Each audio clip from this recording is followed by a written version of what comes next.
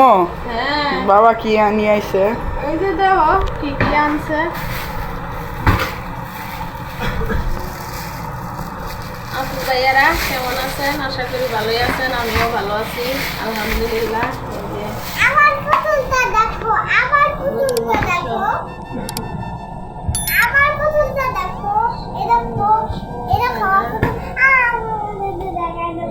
গরুর গোশত নিয়ে আমার আসছে। পুতুলটা একটু দেখো, আমার এই যে পুতুলটা additional পুতুল। আর নিয়ে এসে চিংড়ি মোমো দিলি সরো। আমি জায়গা উঠতে চাইবে।